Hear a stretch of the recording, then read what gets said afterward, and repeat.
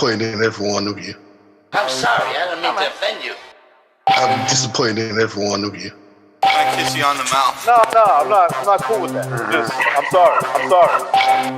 One more time. I'm disappointed in every one of you. I mean, I'm dealing with degenerate animals. I'm disappointed in every one of you. Disappointed in every one of you. All right, come on. Honestly, I can't do it, man. I'm disappointed in every one of you. Let me tell you why. It's gonna be all right, Nicky. Go ahead, shoot. You just killed a little fucking man. What are you going to do about it? You're happy because you got nothing. You don't got a thing. You're happy because you got nothing. Lobito! You got nothing. I want to get out. I want to get out of this rat hole. I want to get online. I need BDA boxing.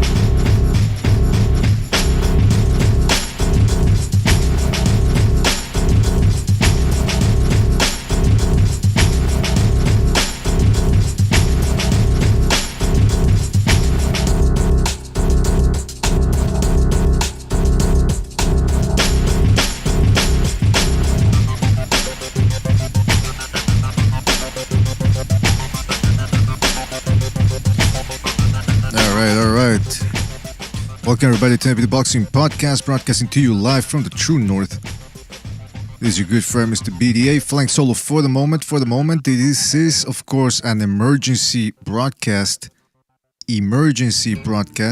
Something happened here with the screen for some reason. It's brighter than usual. I'll see if I try to fix it. It came up out of nowhere. But listen, fellas, you know what else came out of nowhere? This gosh darn announcement.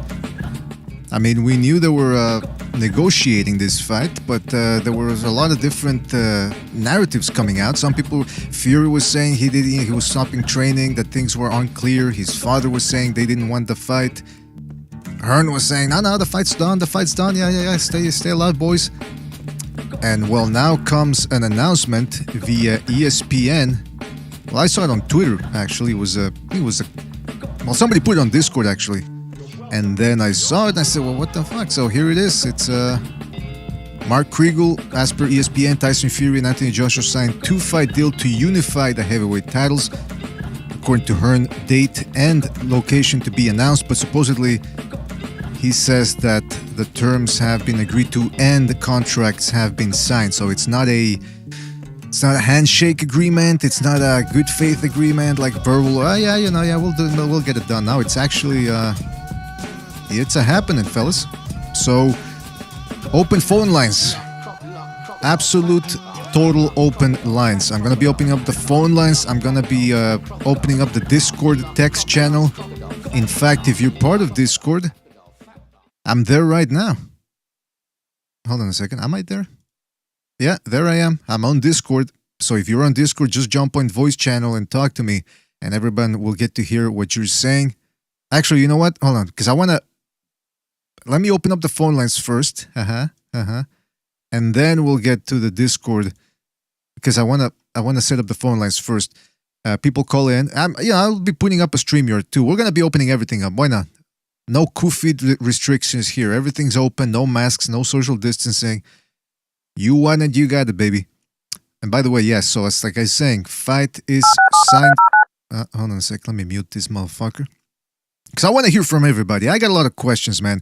Do you think the fight happens? Because again, it's not the first time we've seen Fury say, yeah, this is going to happen, this is going to happen. And then all of a sudden he gets out of the way.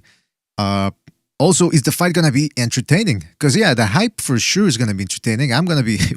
We're going to go into overdrive over here.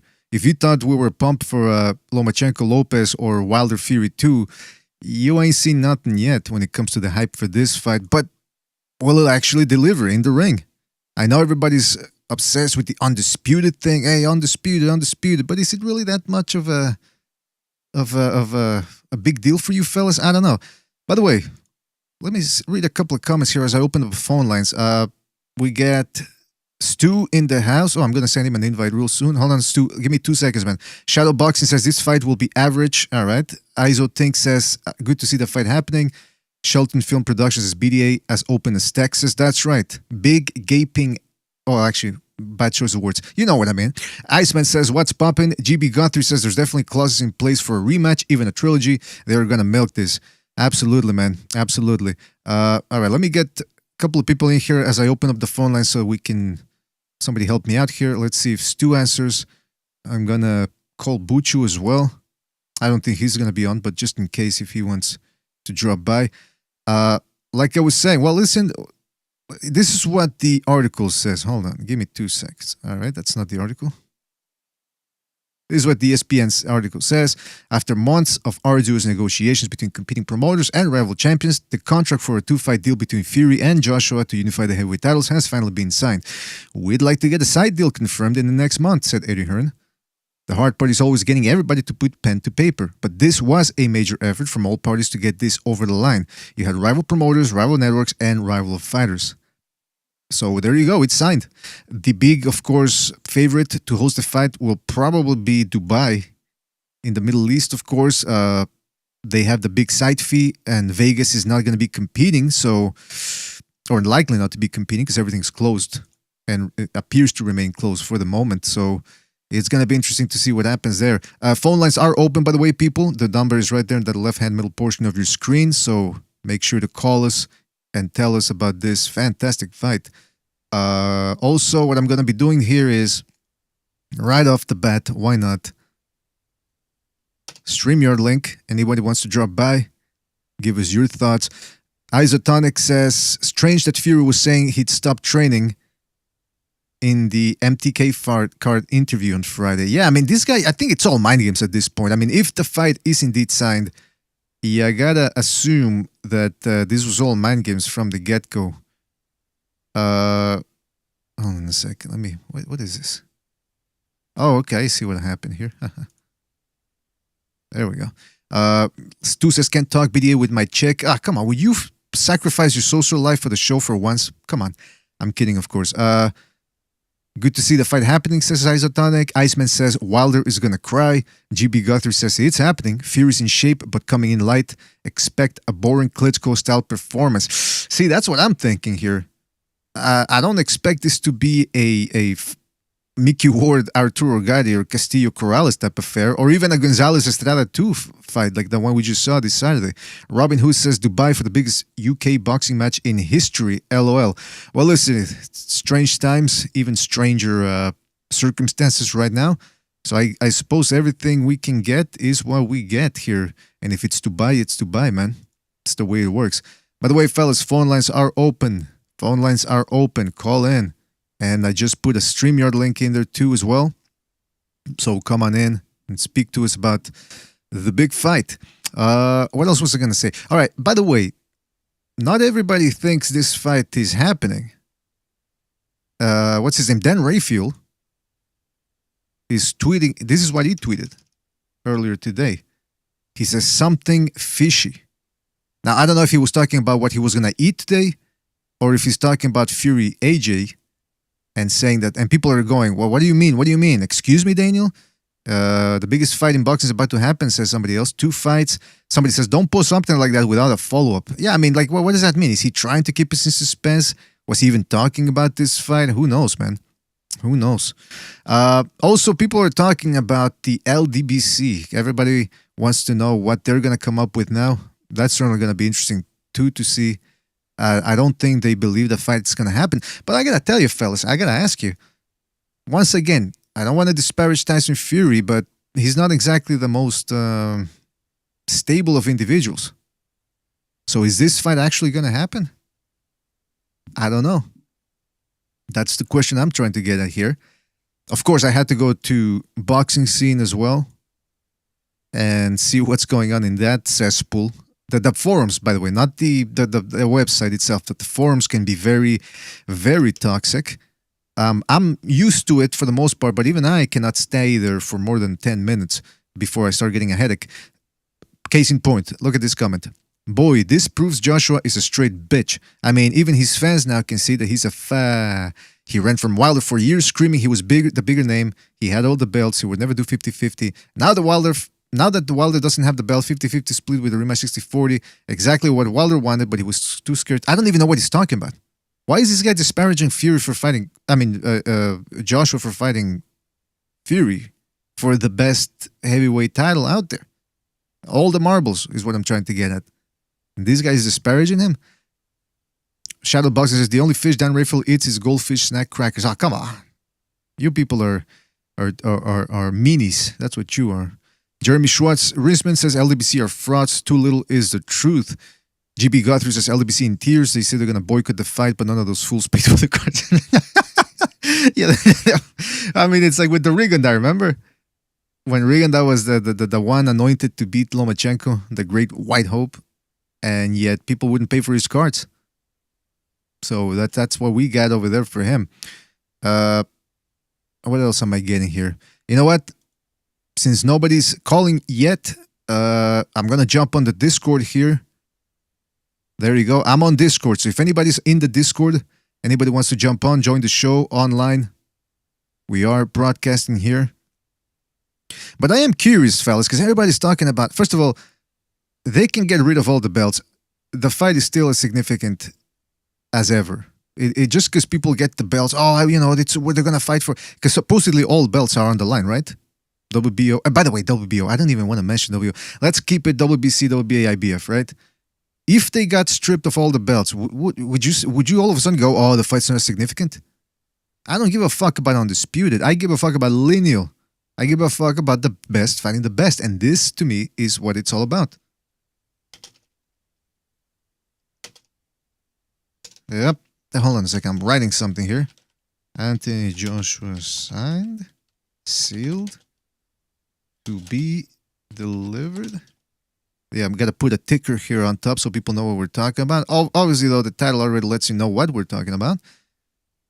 But that's what it is, man. It's people who keep the titles. Oh, the titles. They're fighting for all the titles. It's the first time in 20 years we're going to get undisputed. Who cares about undisputed? It's lineal. It's the best fighting the best. If you need belts to tell you who the best are, I mean, don't provoke me on this one, right? This is supposed to be good news. Don't provoke me. The sign, supposedly, again, if you're just dropping in, the fight is supposed to be signed, sealed, but yet to be delivered. Yep, we're going to be seeing that in a couple of months. Supposedly, the big rumor is that it might be taking place in the summer and then a rematch in November or December. Hearn said, I actually feel we've done the hard part. Speaking for myself, Anthony and his team, I know how hard we've worked these last couple of months, and I just feel that this fight is so big that it's not a difficult sell. We've already had approaches from 8 or 9 sites. The offers have come from multiple countries in the Middle East, from Asia, Eastern Europe, and America. If these guys were smart, they'd do it in front of the pyramids or something. The Mayan pyramids, like Oscar De La Hoya wanted to do with Ryan Garcia. Then again, there's a lot of negative energy around those sites, so maybe it's a good thing that they don't hold it there.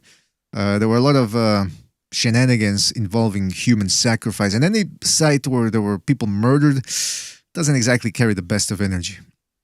Smart money, however, continues to be in the Middle East, says the article. where Hearn secured a side fee in excess of $40 million to promote Joshua's 29 rematch with Andy Ruiz. So there you have it. I mean, still in the running there. Middle East. By the way, fellas, Discord is open. Phone lines are open. And I got a StreamYard link in there. So jump on in and let us know who you think wins this fight, if it even takes place. Let us know if you think it takes place. What's going to happen? You let us know. I'm curious. By the way, fellas, I don't think, like I was saying, let's go back to that. I don't think the fight's going to be entertaining. I hate to be a party pooper. Listen, we're going to get some good out of this. I'm not being a negative Nancy here. Fight's going to be entertaining. The build-up's going to be entertaining for sure. Because you get some people, and we've had them on this show, who think Tyson Fury wipes the floor with Joshua. Then you get the hardcore AJ fanatics who feel that he is indeed the best in the world and that the Ruiz fight was just an aberration. It's just a little blip on the radar. Hey, he took care of it in the rematch. But of course, the truth always lies somewhere in the middle. And I believe AJ is going to be a tougher challenge than the Fury fans expect. And I was going to make a video about this, and I actually already have a video in the pipeline. We have a whole bunch of videos on the pipeline. Stay tuned for that here at BDA. We are going to be covering the fight from all angles, stylistic angles, that is. And one of the things that I wanted to ask in one of the videos, and I'm going to be doing that, is when has Fury fought somebody as big as Joshua who can counter as well as Joshua does? I mean, he jumped on Wilder. Wilder is not as heavy as Joshua, and he can't counterpunch for shit. Wallin, not exactly a big puncher. Schwartz, Chisora, shorter, way shorter than him. So, and Klitschko was the last guy he fought who was a complete total package when it comes to offense, but he was too scared. He was scared shitless in that fight. So if he tries to jump on Joshua, I don't see things turning out well for Fury. I can see him tiring Joshua out, but he's going to have to walk through some big, heavy fire to do that. And I don't know if he, whether he can take it or not. He's going to end up being busted up, I believe. So from that standpoint, the fight is interesting. From that standpoint, the fight is an interesting matchup. But then again, it's two big guys. If Fury decides to press, I think there's going to be a lot of clinching involved. Hopefully I'm wrong, fellas. Hopefully I'm wrong. Been wrong before a bunch of times. So hopefully I'm wrong with this one because I do want to see a fun fight. Like I said, Discord is open. For those of you that don't know what's going on, how the Discord works, let me show you what I'm talking about here. See that little icon there? All right, so this is the Discord. If you go to the Discord, you will notice a box here on the left. It says BDA Boxing. You see that every time I speak. See how it lights up? Just click on voice channel, click on the speaker there, and boom, you're in. You'll be able to talk to us on the air. Because I want to get your opinions, man. I want to get your opinions on this fight. Also, don't forget to click the like button. Click the like button. It really helps us out. More than the donations. The financial donations. Also, those help too. Don't get me wrong. Hey, we got to pay for Spreaker and Block Talk. And speaking of Block Talk, it is open right now. So if you want to call in, the numbers right there in the middle hand of your screen. Box says, who are you picking BDA Boxing? Oh, man. I'm picking Fury, tentatively. And I have to analyze it more. Then again, I don't want to overanalyze it because I think at this point I've seen enough from both guys. But just to make sure, I want to watch a little bit more. But for the moment, I'm going with Fury. Robin Hood says, you don't know with a Fury fight until he's walking into the ring. Sabat Kim says, and AJ wins if it happens. Oh, there you go. Saint Brit says, Fury, let's go. Yes, indeed, let's go. Jeremy Swaz says, gets two on the panel. We want his opinion as well, bro. I'm trying to, man. I'm trying to get people on here. Stu says he's unavailable right now, but we'll get him. We'll get more people on board. I see some people are starting to. All right, we got OG. Is this OG Boogie? Nah, bro, this is OG El Jefe, bro. Oh, El Jefe. Well, listen, special occasion here. Good news. People are saying boxing is dead. Boxing is dead. What are your thoughts on this fight, Jefe? To tell you the truth, bro, I don't even think it's going to happen, man. I hear a lot of people are reporting that it's going to happen. ESPN is putting fake propaganda out here that's going to happen. I think it's just, they're just trying to promote it. They're trying to get a feel of how the fans respond to this alleged signature of this fight. So they're just getting a feel of it, bro. I don't think the fight's been signed. I think it's all hype. From what I've heard from my sources, Deontay Wilder and Tyson Fury, they're still in mediation. So we got to see, man. We got to wait until I see them in the ring. Then till then, it's still a conspiracy to me. Hey, listen, I'm as big a conspiracy theorist as anybody out there, but I do need a little bit more. I need a motive to consider it. So what would the motive be for this hype? Because they're going to piss people off if they say, yeah, fight signed, and then it doesn't deliver. People are going to be all none too pleased. So what's the point of coming up with this announcement? They want to see the algorithms, bro. They want to get a feel of how big this fight could be. Because a lot of people say that, oh, well, this fight, they both could make over $50 million. You know what I'm saying? And I don't think these networks and the people that are going to pay for the site fee want to waste that much money paying these fighters if the fight's not that big, especially in America. So what they want to do, they want to get a feel. You know what I'm saying? They're tipping their toes in the cold water, see how Dipping cold it is. their toes, dipping. Yeah, you know what I'm saying. So they want to get that down, bro. They want to see how big this fight is, man. And in my opinion, it's not as big as people make it out to seem. It is a heavyweight, undisputed fight, but it has no Americans in it, bro. I think the American public doesn't really give a shit about who wins or who loses, and I just think it's a title fight. You know what I'm saying? Nothing too special about it. Well, listen, that's one opinion right there. I do think people are overrating it from the action standpoint. I've said it before. Historically, rarely have you seen two big guys make for an entertaining fight. Even Klitschko-Lewis, 17, 18 years ago, there was a lot of clinching involved. Very sloppy action. Not exactly what I go for when it comes to a boxing match. But I mean, when people say, oh, it's the heavyweight division, the most important division in the world. Yeah, but if the fighters don't make for action fights, and why do you really care? You know what I mean? I think that it seems to me the hype is more about finally figuring out who the best guy is in the heavyweight division and the hype that it's going to bring up. But other than that, in terms of action, I don't know. What do you think? But in actions, like, to tell you the truth, bro, it's not about the action. It's about who's in the action. You know what I'm saying? Estrada Chocolatito, we saw the fight. It had a lot of action, but there's no buzz to that fight, if you get what I mean, bro. There's fights that have a lot of action, but they don't have the name recognition for the fans. You know what I'm saying? Not also that, bro. Tyson Fury has unfinished business with Deontay Wilder, and a lot of people are still mad about that, bro. So you think a lot of people that watch Tyson Fury that still has unfinished business with Deontay Wilder, do you really think they want to see him fight another dude when he could fight Deontay Wilder? And then AJ is still a bit unproven. AJ went life and death with Andy Ruiz. Andy Ruiz knocked him out. AJ ran in the second fight. AJ just knocked out a bomb, bro. So what does that even prove? What does this fight even prove? Like, they have all the belts, but are they really the best? You know what I'm saying? That's a real question here. Yeah, listen, the belts, again, I don't give a fuck. They could strip them off the belts and I still want to see this fight because it's the last two guys standing. Look, whatever you want to say about Wilder, he's out, man. He got the shit beat out of him. He needs to prove it. Everybody, that's what they say about Lomachenko. Well, he needs the belt. He needs to prove himself. He wants another shot at Lopez.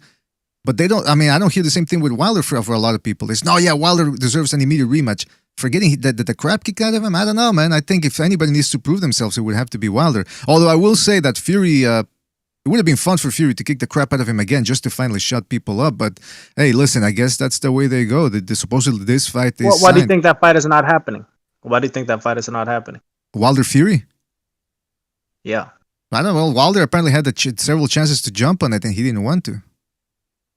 No, that's a lie. What? All right, well, listen. Let's not get into that. Let's not get into it. Hey, Jefe, do you think, you mentioned the algorithm. Do you think it's an artificial intelligence algorithm that's actually calling the shots? Bro, it's like some Google Trends type of shit that's going out here, bro. You know what I'm saying? That's what they're trying to do, bro. Like, the fight's not as big as people make it out to seem. Like, it's a big fight, whatever, but it's not a super fight, bro. It's not a pay-per-view fight in America, so I'm gonna watch it, bro. But it's not something, you know what I'm saying, I'm dying to see. By the way, people, open Discord here, StreamYard link as well, and open phone lines. Don't leave me alone with El Jefe, please. You got to call in and help us out here. Listen, I wanted to ask you something because you didn't really give me the answer. The fight itself, Joshua Fury, it's probably gonna happen. So, do you think it's gonna be an entertaining fight?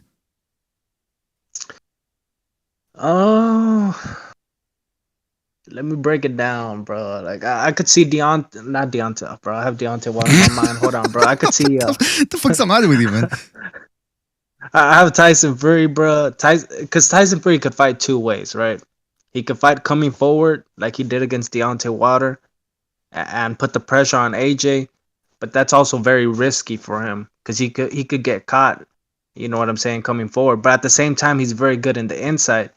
But on the way in, that's what I'm thinking about. If he's not moving his head, he's not coming in properly, coming in angles, AJ could catch him coming in and knock him the fuck out.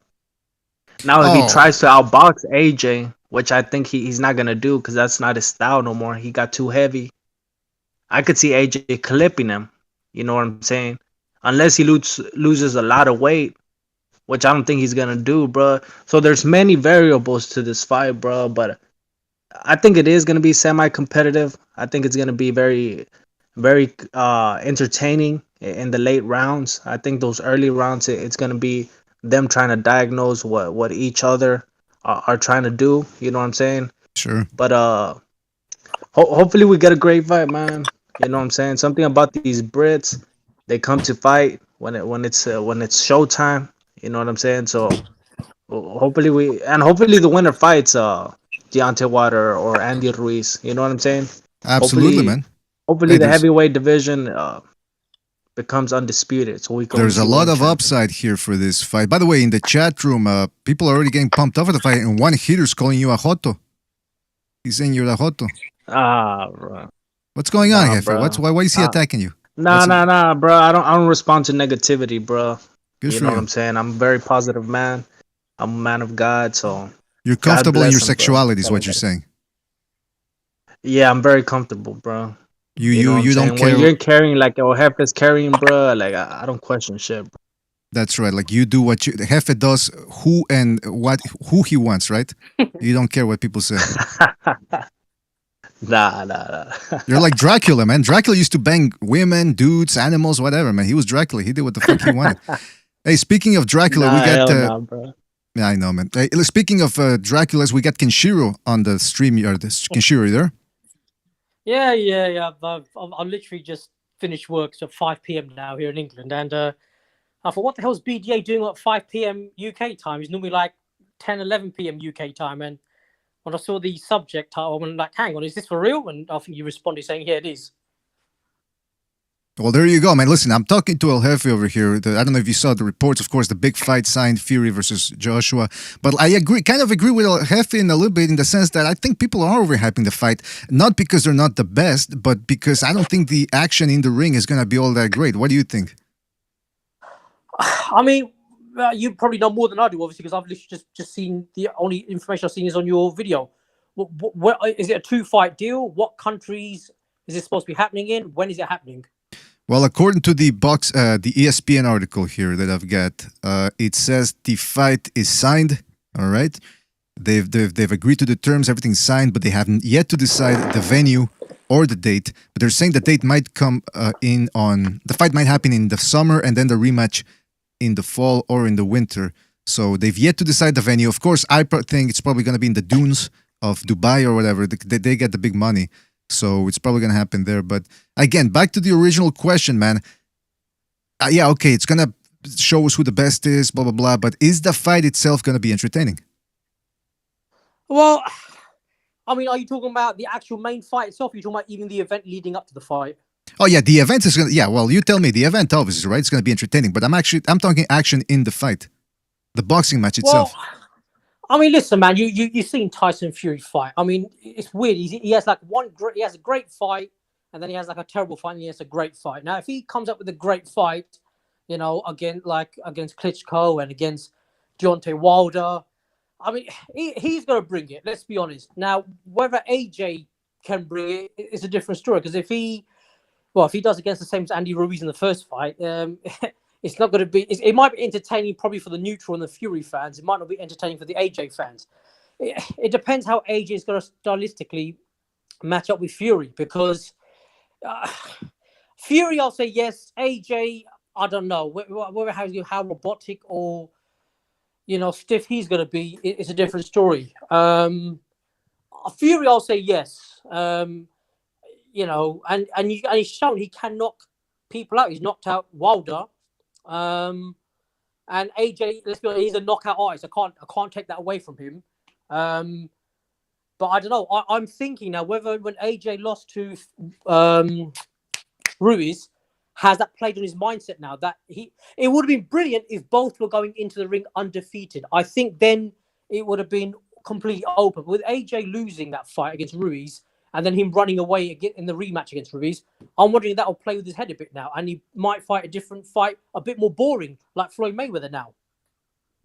Yeah, that's the fear that some people have, that this guy has all of a sudden decided, you know what, I don't really care about putting on a good performance. I just want to win no matter how I look. And get my legacy that way. By the way, shout out to Slugger Sam, who donated the super chat. He says, "Get Jefe off the line, or I won't support the show." And then he gave another super chat. Says, "El fruitcake, rot in your wheelchair, clown boy." All right, what's going on with Jefe? Jefe, what's going on here, man? I don't know, man. I'm a changed man. I'm a man of God, but I'm about to dip, bro. I don't want to ruin the show, but shout out to BDA Boxing, man. I'm happy to be here, be a contributor into the BDA crew, man. I got a lot of respect for Mr. BDA and Bucho and the people around, bro. Salute to all of y'all. God bless y'all. Hopefully we see this fight, man. And see Kyle, bro. All right. Hey, by the way, speaking of God, things of Bucho, I've got a question. It's a hold on. deal. Real quick. Speaking of God, I got sent by here on the Discord. You gotta change your name, Senpai. Take those numbers off. Those last 3 numbers there. You gotta take them off, man. Off your name. I don't want to change it, bro. You gotta change tried. it. I couldn't find a. Jeez, Luis. I couldn't find a edit name. Sounds like Satan. Sounds like Satan is preventing you, dude, from taking those. Like I said, I made it a couple years back, dude. I forgot it. I don't know how to change it. Well, if anybody knows, yeah. Maybe I'll just make a new account with a new name, probably. Yeah, that'd be fantastic, man. Yeah, but anyways, Furry Joshua, right? Oh, hold on. Kenshiro wants to ask something. Hold on. Yeah, go ahead, Kenshiro. Now it's a 2-fight deal. What happens if one wins one and one wins the other? Then what's going to happen? Is it going to be like a big rubber match for all the marbles? I assume that's what would happen, and I think that would probably be their best bet, man. 3 fights, 3 Mega Million fights, and but of course, like I said before, that's dependent on the action in the ring. Because if it's 3 boring fights, eventually people are gonna get tired of that by the second one and say, "Listen, do we really want to see a third one? Holyfield Ruiz type trilogy? Come on." So what's happened now? Is Wilder been relegated to fighting Ruiz now? Is that all he's doing now? It would appear so. Listen, supposedly he wanted what, 7 figures, 8 figures to fight what's his name? Charles Martin.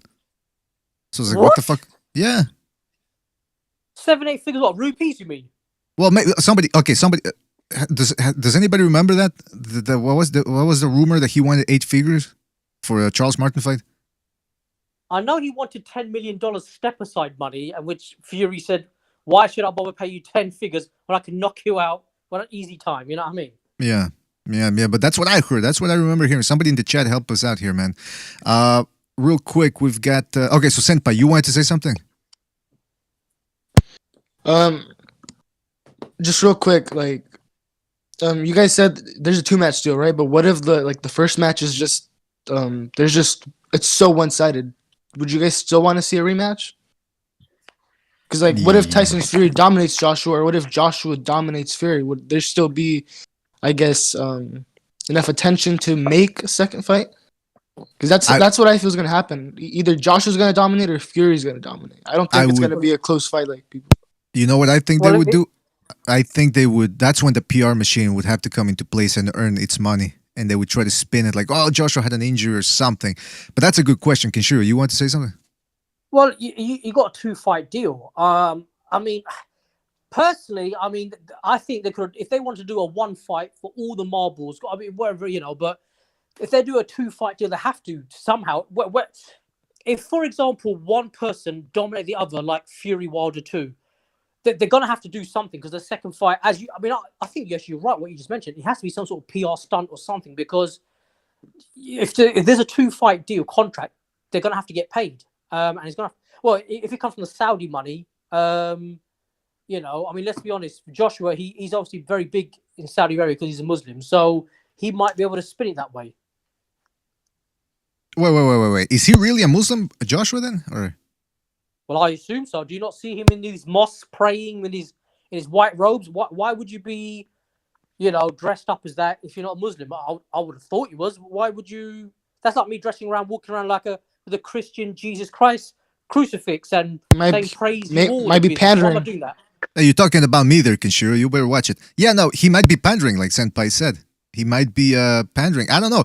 Because they said that... where did I hear that, man? I forget where I hear these things, but some people said that it was unconfirmed whether he was actually a Muslim or not. This is actually from his birthday party this past summer. So I don't know. Maybe you're right, Kenshiro. Maybe he... that's proof enough right there. All right, by the way, we got Fabasi in the Discord. Who's this? Fabasi. Hi, yeah, Fibs, you'll do. Yeah, right. Cool. So, what's on your mind, man? What do you think about this? Supposedly, the fight is signed and still to be delivered, but supposedly it is signed. Yeah, I mean, I'm assuming that the fight will go ahead because it's like there's been talk about it for months, and then I mean, why would the promoters talk so much about it if only for it not to happen? It's like, I mean, it's boxing, isn't it? So until you get like a date and a site, you can never be like 100% certain, so you've always got to be a little bit cautious. But been talking about it for months with like other friends who are into boxing and all the rest of it, so it's kind of a relief at this point. Yeah, man. I mean, that's what that's the way some people feel. It's almost like you were holding it in for a while, and then boom, finally you find a bathroom that's suitable for your needs. Blue Collar Sport TV, man. We got Del Boy in the house. Del Boy, you there? Yo, what's up? Can you hear me okay? Yeah, I can hear you fantastic, man. What are your thoughts on this? Supposedly fight is signed, a date to be determined. To be honest with you, the last couple of months I've been sick of hearing about this fight with no progress. So it's good we get some progress. It seems like pretty legit at this point. So yeah, I'm pleased, man. I'm looking forward to it. The thing is for me though, listen, hopefully the fight itself lives up to expectations. That's the main thing. But there's going to be a lot of buzz, a lot of eyes on boxing in the next couple of months during this build-up. So boxing's got a habit of, for me, a lot of people in boxing they think about today rather than tomorrow. We need to build on this, not just Joshua Fury. We've got to, ride this wave, make as many of these top fights as possible. Charlo, Castano, Spence, Crawford, fucking unification at light heavyweight. Boxing for me missed a big opportunity last year with coronavirus. UFC put on so many great cards during the lockdowns. They made so many new fans. Boxing completely missed that opportunity. So for me, hopefully the fight's good. Hopefully it lives up to expectations. But yeah, boxing, people involved need to really make the most of this buzz because, hopefully, something positive can come out of it. But yeah, in regards to the rematch thing, by the way, one thing I will say, I wish they never publicized that there was a rematch clause because for me, I don't know. I just don't like knowing that, quite frankly. I'd rather not have known about a rematch clause going into it. Why not? It just I don't know. It just takes something away from for me. It's like it's almost like at that stage. Right? Yeah, at that stage, it's like a Champions League game where there's two legs kind of thing. Do you know what I'm trying to say? Yeah. So I'd rather not have known about the rematch clause personally, but yeah, I'm pleased that it's some positive news for once. I'm pleased, Yeah, I sort of get what you're saying. Go ahead. So I'm going to say one thing, BDA, quick thing before I forget this. I'll try to say this last one, but I forgot. Have you seen, you know the term, the Four Kings with Duran, Hagler, Ray, Lennon, blah, blah, blah, yeah? Sure, yeah. Have you seen some boxer, if you check out the other day, said the new Four Kings is Devin Haney, Tank Davis. Have you seen that? Yeah, I've seen that. Yeah. I've seen it because somebody brought up that the actual Four Kings are Sorangvisai, Gonzalez Estrada, and Ioka.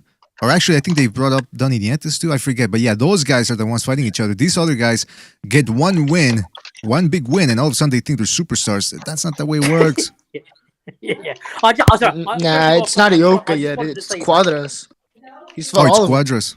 Okay, it's Quadras. Yeah. By the way, fellas, don't forget to mute your mic if you're not gonna talk, because I hear a lot of background noise there. Like some people are rattling toys or something in the background. Don't know what that's all about, but the people are listening, and it could be noxious for their ears. But listen, fuck the fort. Listen, Del Boy brought up the good point about the fight happening. Do you guys think that this is actually good? For example, when it comes to Errol Spence Crawford, I don't know who's holding up the fight on that side. I've heard different stories that it's one side, it's the other. But when you see a fight like Fury Joshua happening, when you see Taylor Ramirez happening, when you see that Gonzalez Estrada just happened, Valdez Burchelt, do you think it puts like a bit of a cold a fire under these guys' asses and say, look, this is what these guys who have balls do. What the fuck are you doing? Well, hang on. No, I'm not being funny. Am I right in thinking Pacquiao's for gold his belt now, correct? And somebody else has it? I think he did, yeah. I don't think he gives now I read Errol Spence now is trying to go for that third belt now. So if he gets that third belt, then in my opinion, Crawford's got nowhere else to go then. Yeah, he's champion in recess, that's right. Because I think it was because he didn't want to fight Ugas. Yeah. Because he's looking for one more big payday before he retires, basically. That third person.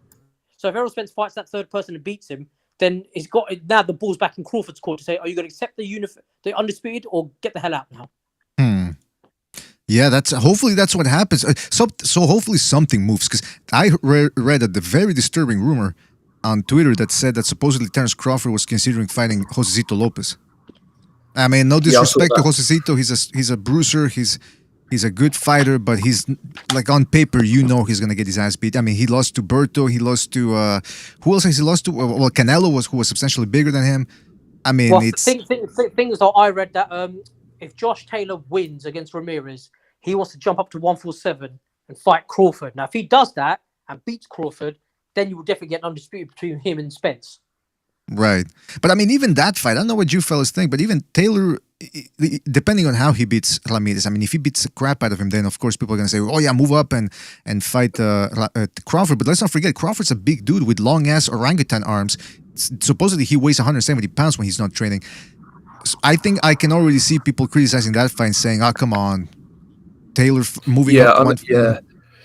I know what you mean, BDA. So if Taylor does win, even if he looks good against Ramirez, let's be honest, if Taylor moves up, Lopez is the type of guy he should be fighting to get used to that weight. Crawford should not be fighting Josecito. I'd want to see Josh take a fight first at welterweight before he fought Crawford, to be honest with you. But I'll take it, I guess. I mean, I'll take it, but... It is what it... Yeah, it is what it... Hey, by the way, fellas, real quick, we got to take a phone call here. Somebody's on the line. I got everything open. StreamYard. What do you got? Yeah, StreamYard, the phone lines, and the Discord group is open. So if you want to jump in, you got 3 options right there. We accommodate everybody here on this show. 347, you're on the air. 347, what's on your mind? Yo. What's going on? 347, what's on your mind? You know, Age is going to knock out Fury, man. You know, but I just want to say this. You know, Fury, he's going to get his nose candy knocked out of his nose on, you know, whatever the fight is on, man. Peace. All right. So he said, if I understood correctly, because I was having a hard time hearing him, Fury is going to knock... he said AJ is going to knock Fury out. AJ is going to knock Fury out. So there you have it, fellas. People are already making their predictions. Let's talk about not being funny. Yeah. Do you think AJ hits harder than Wilder? Yeah. I mean, no. Sorry. No. I think, well, it's different type of power. Wilder has that... what I'm saying is Fury actually got up from Wilder's shots. AJ got sparked out and ran like a little bitch against Andy Ruiz. You know what I mean? Mm-hmm. Yeah. What does everyone else think about that? I mean, it's easy to say like fighter A got beat by fighter B and fighter C is better than fighter B. Therefore, like this guy will beat that guy. But I mean, it doesn't. Quite often in practice, it doesn't play out like that, does it? I mean, it's like as much as I don't really want to compare them.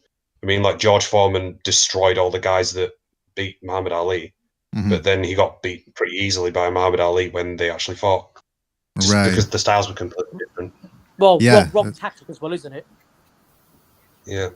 Well, it's a counter punching too. It's a counter punching that's gonna. Yeah, like that's the thing. I don't think Tyson Fury is going to take the same approach against Joshua because, I mean, you can say what you want about him, but like Joshua is he's a much better counter puncher than Deontay Wilder is. He's a lot better at setting traps. So I'm not sure it's necessarily the best move to try and walk him down early because he could just walk him onto a shot and knock him out when it's probably a lot easier for him to box Joshua at distance because at distance he's vastly superior to Joshua. Vastly superior. So, like I don't, at least not early in the fight. Like maybe if AJ runs out of gas or something and he tries to force him to work, I could see that happening. But early in the fight, no. Hey, by the way, I'll say all this and then Fury will bludgeon him like in 4 rounds or something. Nah, if Fury goes forward, he's gonna get knocked out. Yeah, I think so too. Because that's why he's gotta just stay on the outside, because Joshua is not Wilder that can't fight backwards. Like Joshua can fight backwards and he can counter. So that's why I doubt Fury tries to go forward. I think he's gonna box from the outside, stay on the outside, and just jab, clinch, kind of like in the Klitschko fight, kind of something like that. Yeah. That's what I think. Straight AJ, man. Hey, by the way, let me get Michael Lennon here real quick. Michael, by the way, there's a lot of background noise. Like, don't move your mic too much, otherwise he dropped out. Fuck. All right. So yeah, you guys were saying about the punching power. I think it's an interesting point to analyze, but also punching power translates into the stamina factor because let's face it, Joshua has shown questionable stamina.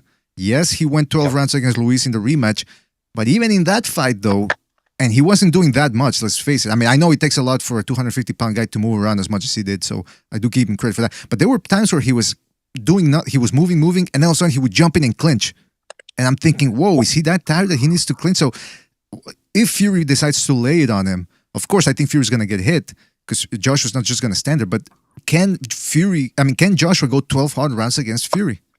Well, you saw how Fury's jumping around against Klitschko, and he was all over the place.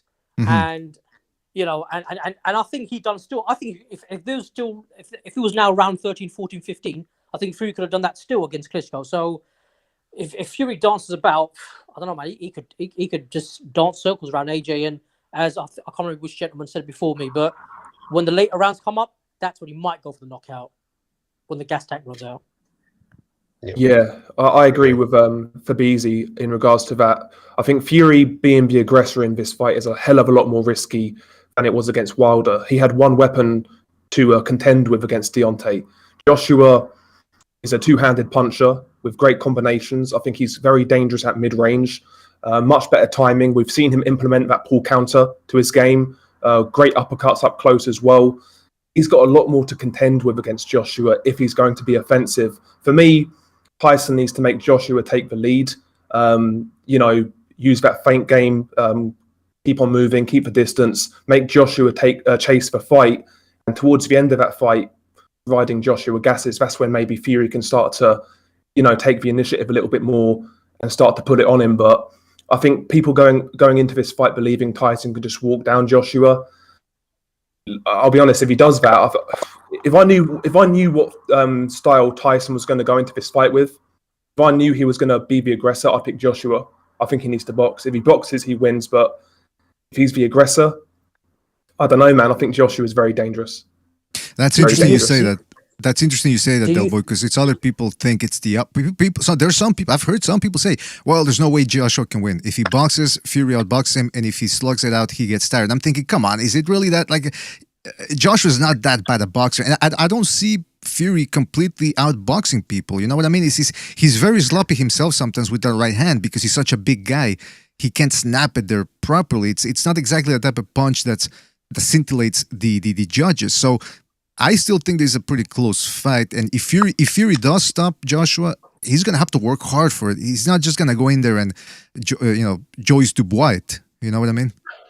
But do you think that will he use the same Kronk style gym if he does? And then will he also come weighing in at 290? Because he'll be 40 pounds heavier than Joshua. And if he keeps leaning all his weight on Joshua, if Joshua decides to clinch up, that's going to tire Joshua out as well. So that might not be a great tactic for Joshua to clinch up because he'll be outweighed by 40 pounds. That's true. That's true. I mean, it depends on It depends on how this fucking guy comes in. Fury, that is. One thing I would say is that him sort of being with a Kronk trainer doesn't necessarily preclude him being defensive. I mean, Lennox Lewis was trained by Emmanuel Stewart in like the latter part of his career, right? And yet he had quite a lot of conservative performances.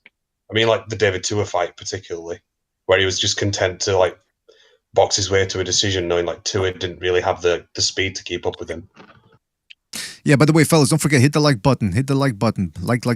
Takes 2 seconds to do. Yeah, in regards to that Lennox Lewis fight, that's an interesting comparison there because Joshua is certainly being compared to Lewis. In fact, they have bad blood between them, right? Joshua and Lewis? Yeah, Joshua just basically, regards him as like a hater or something. Mate, I'm Like, not being funny. I don't know Joshua what couldn't he lace said, up Lewis's gloves. What'd you say? I don't think Joshua could even lace up Lewis's gloves. I mean, you look at who Lewis fought and look at who Joshua fought. Joshua beat, a Klitschko after Fury beat him 5 years before. So, and Joshua's got beaten by a guy who's substantially overweight. And he took him, underestimated him. Who's Joshua's opponents compared to Lewis? Well, the best. What would you guys say? The best win still has to be Klitschko, right? Has to be Klitschko. Povetkin. I think Klitschko and Povetkin is his two best wins. Sure, I agree. I agree. Yeah, I put Povetkin I'd say there. Yeah, I'd say those were his two best opponents on paper that he beat. Yeah. Okay, now he beat them. So, what about the performances themselves? What did they say about him versus a Lewis or his all-time standing in boxing? I mean, Lennox Lewis is still like one of the greatest heavyweights ever, right? So, I mean, it's not necessarily that damning to say that, this guy's not as good as Lennox Lewis. You know what I mean? I mean, he doesn't necessarily need to be. I mean, Joshua was his own style. Joshua was top heavy for the first number of years of his career. Just basically based on power, he had a decent jab. I think Joshua's jab's very underrated. Good mid-range puncher. When he throws that mid-range combination, he's deadly. I think it gets to a point where you feel comfortable in there, and he just throws that combination, and a lot of times he just gets guys out of there. So, yeah, like. I think if the fight. Go on. Now go ahead. If the 2-fight deal, in my opinion, this is my opinion. If I'm wrong, I'm wrong. But my opinion is, if the 2-fight deal was against Fury and Lennox Lewis, that would be a brilliant 2 fights. But Joshua, unless he's going to start doing something different, we all know. I mean, as the gentleman before me said, it all depends on how Fury brings himself into the equation. And he's right, because Joshua, you've got a rough idea how we're going to do it anyway. There's nothing special or different he's going to bring to the table. It's all based on Fury, aren't we? Or tactic-wise. Yeah, because Fury is an enigma. Yeah. We don't know what type of Fury we're going to get on any specific night. You could get like an attacking, like a strong jab coming forward, throwing that backhand, head movement coming forward, or we can get a boring back foot versus Klitschko type of fight where he tries to outpoint him and make him miss all night. I still say that, man. That Fury Klitschko fight was one of the most boring fights I've ever seen. And when he was going before the judges came out, before they announced their decision, I actually thought they were going to give it to Klitschko. I said, look, the fight's in Germany.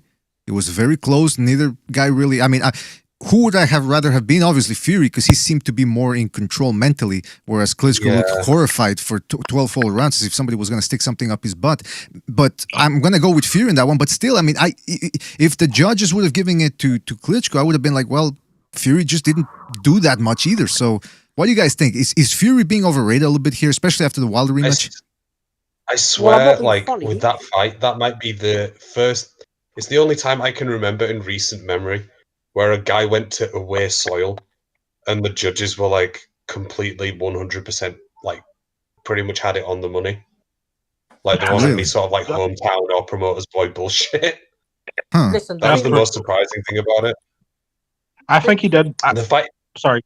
No, you go. Talk to it. Talk. No, I do think he did win that fight, right? And very often when a fighter goes away from home, they do not get that decision. So I was pleasantly surprised when they said, and the winner is Tyson Fury. You know, like I couldn't believe it myself, even though I probably won the fight, and it was a very boring fight. You know what I mean? Like I was so very surprised.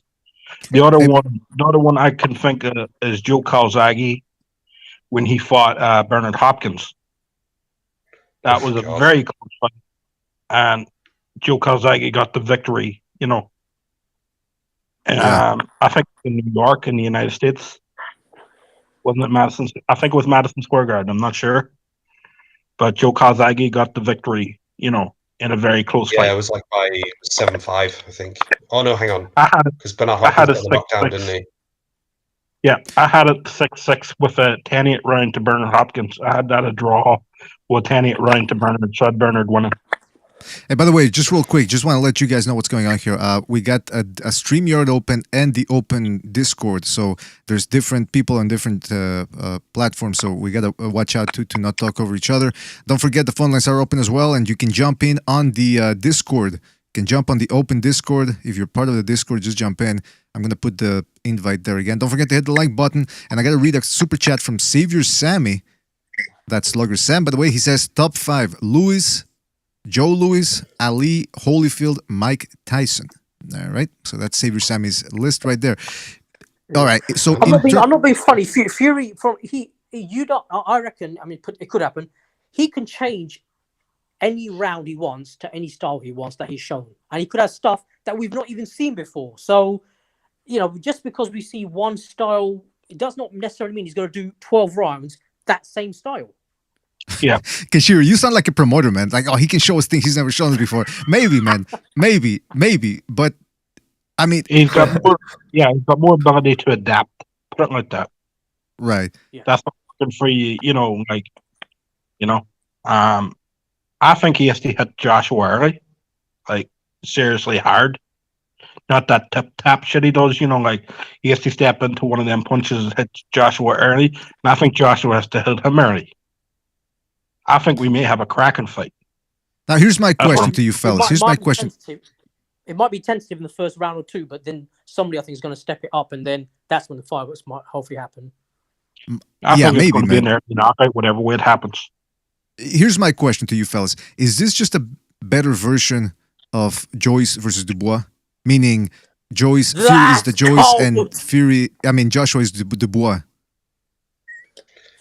Well, I mean, Dubois' non-punching activity is like equivalent to a statue, so I'm not sure like I would compare them precisely, but hang on, now Fury actually can move though, whereas Joyce doesn't. Yeah, that's true. Yeah, that's absolutely true. Yeah, but what I'm saying is because that's the way that seems to be the narrative from some boxing fans is, oh, you know, Fury's just gonna go in there and tire Joshua out. And I'm thinking, Joshua's hey, listen, you know, somebody asked the question about the power, who has better power, Wilder or Joshua? I think obviously Wilder with that one big right hand, his power is better than Joshua's, but not by much. Second of all, Joshua, like I think it was Del Boy who said he actually can punch with both hands. And the other thing is, let's not forget, Joshua did drop Luis, who's got an iron chin. People forget about that first fight. So, I mean, if he hits Fury there on top of the head, on top of the noggin, he could give him the wobbly legs, the old wobbly legs. Yeah, but also, he's quite a good finisher as well, Joshua. Like against Povetkin, like he was struggling in that fight, but once he had him hurt, like how he turned it up in that fight was super impressive to me. He's a better finisher as well, I think, Joshua. Yeah, I think I had Povetkin winning that fight until I think it was the 5th round one or the 6th round. He knocked Povetkin down. You know, and then he just finished him after that, you know. I had Povetkin winning every single round up to that point, you know. So like he was outboxed, but he was in the ring with a very good technician. You know, and I do see the comparison though, the Dubois Joyce one. It's not even a homeless man's version though. It's like a homeless crackhead's version. But I see where BDA is coming from. That fight, man, it was happening underwater. Yeah, man, it was. See, that's the heavyweight division. That's why I'm saying it's not. I'm not the biggest fan of it. But here's my question to you fellas, though. Let's give it credit. It does have some intriguing fights. I mean, you still have Povetkin, you got White, you got Joshua, you got Joyce, you got Wilder still in the mix. From 0 to 10, what rating would you give this heavyweight division right now in terms of entertainment, compelling matchups, and so on and so forth? 8. It's only one or two fighters who are the main people. Let's be honest, isn't it? Yeah. Yeah. And I think if Fury wins, if Fury wins both matches, he might as well just retire and just sail off into the sunset. Povetkin White 2 is interesting. I'm very interested to see that there. We got Usyk. What's going to happen? What's going to happen with Alexander Usyk? Is he going to fight Joyce next? That's not a bad division. That's not a great division. No. I would say 6. 6. That's a fair. Yeah, that's a fair rating. Who else? Anybody else? I'll say about 7. Yeah, I'd say a 6 or 7. Because really, like if you think about it, the top 2 are Tyson Fury and Joshua. Right below them, I think. Well, who do you guys have right below them? Usyk, Joyce, Wilder. What if I still have Wilder number 3? And Fury already beat Wilder. He fucking destroyed him. Yeah. Yeah, but he cheated. And also, one more thing, but before I leave, because I gotta go somewhere. But I'll listen in my car. So I honestly think Fury's going to win, but all we've been talking about is okay. If Fury does this, then he loses. If Fury does this, then he wins. But what does Joshua have to do to win? I think he has to be the aggressor from the opening bell. I think the only way you can win the fight is near the ropes. If you can't win it in the center of the ring, and I don't think he's going to win it getting on his bike. So yeah, I think he has to walk Fury down, like try and work his body, get him near the ropes, so that he can't just it's like be all like clever and elusive and stuff. Because he has to fight Fury, force Fury to fight him off of him. Because in exchanges in the pocket, we'll pay the reference. Yeah, he has to be a bigger version of Chocolatito. Not well. Yeah. Not that good. Not that good. But the hunting down. Yeah. Not giving Fury any room, throwing punches.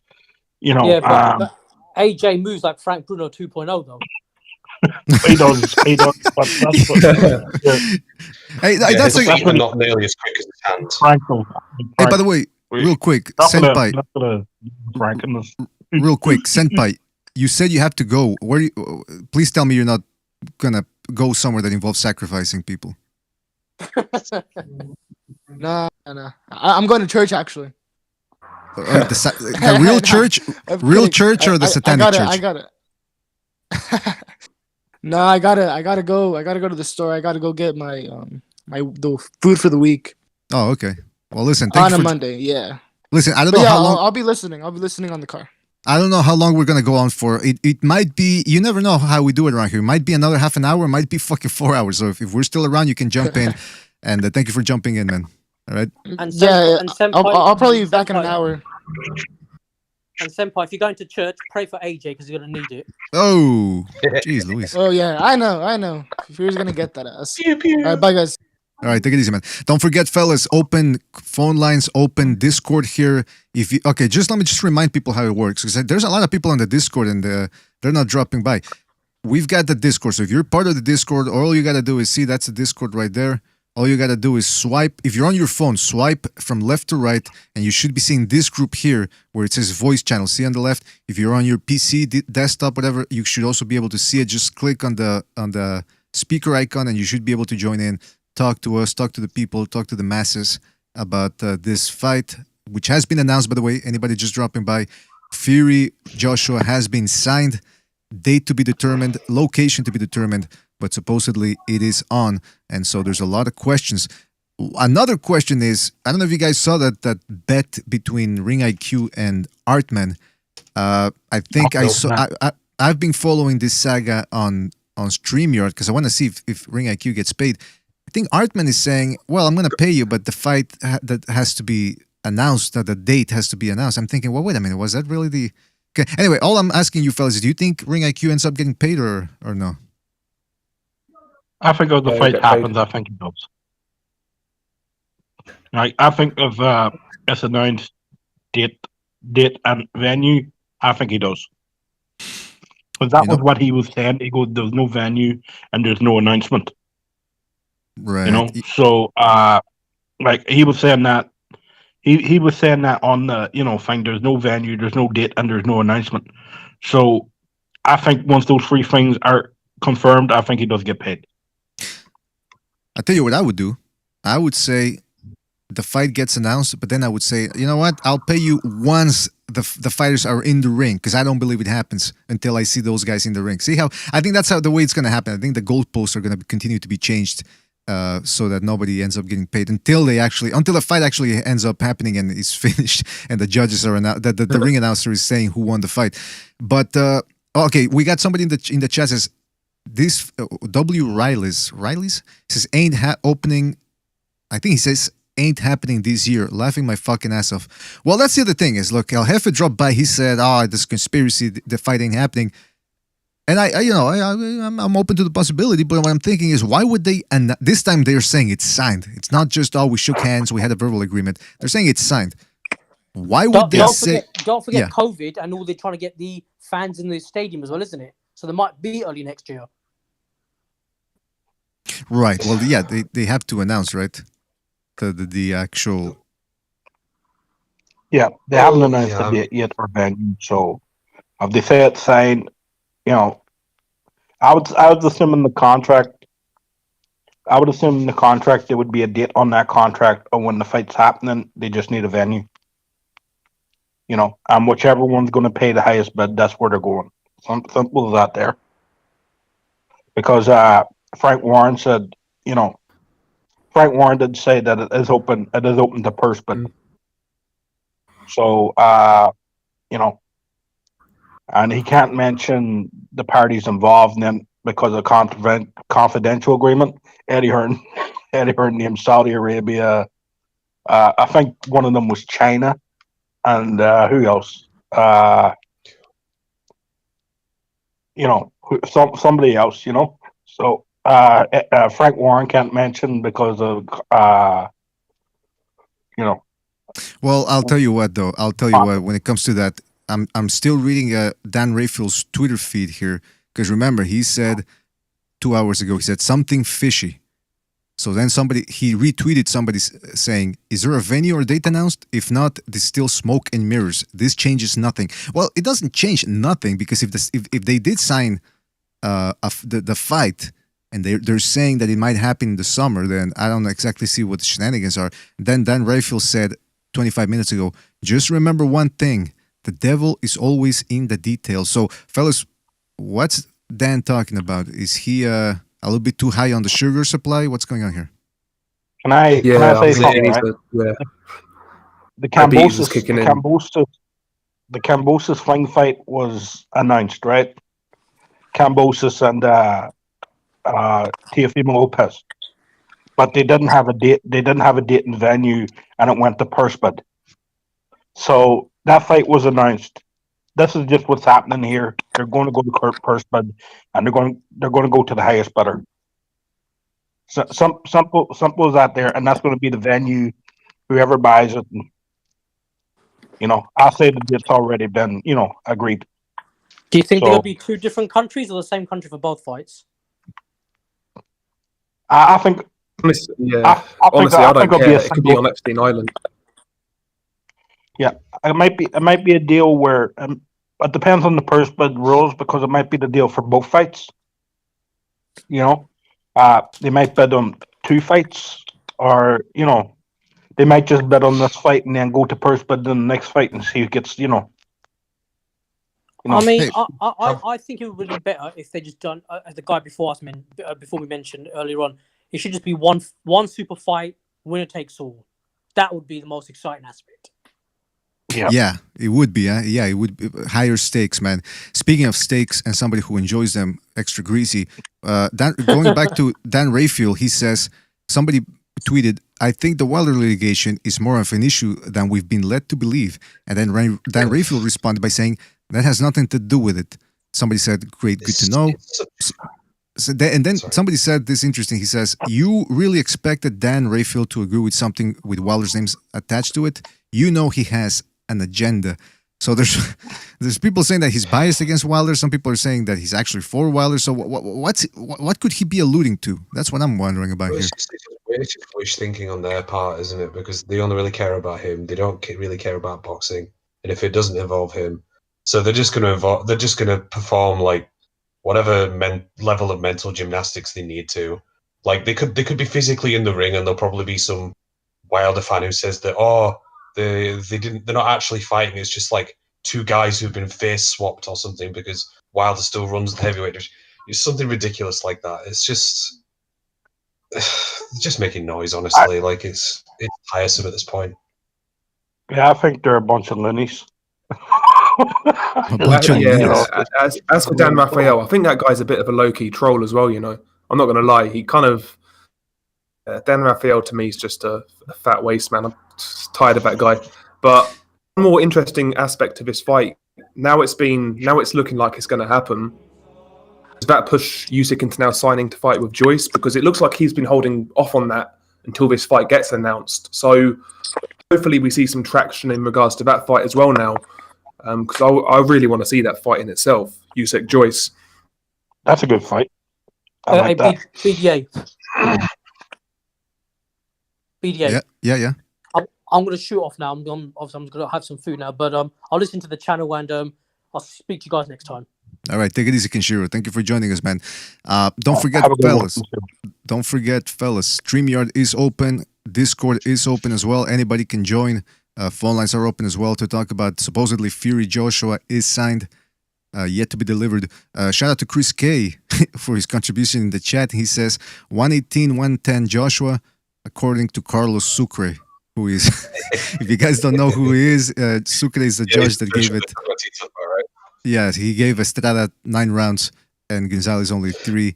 And not only that, the blasphemy was that he gave Estrada the last 5 rounds, which are the ones that Gonzalez actually get the best of out of Estrada. So yeah. I don't know what that Carlos Sucre. How could anybody? That was a pre-written report card. How could anybody give Estrada the last round? See, I heard an interesting angle on this because Carlos Sucre is like he's from Venezuela, right? He's like like an exile from Venezuela, and before the fight, Gonzalez was wearing like a T-shirt that was like pro the left-wing dictator of Nicaragua. Mm-hmm. So, Sandinista, yeah. I mean, I don't know if that's true or not, but I thought it was a fun conspiracy theory. Well, he's been suspended by the WBA, I believe. But what's that gonna go? Like Recognize was saying in the last show. Yeah, Recognize was saying in the last show. What they do is he's like a gang. You know, it's like a gang thing. They use one shooter. He does the deed, probably gets taken out or goes to jail, but they got the job done. So it's almost the same thing with this guy.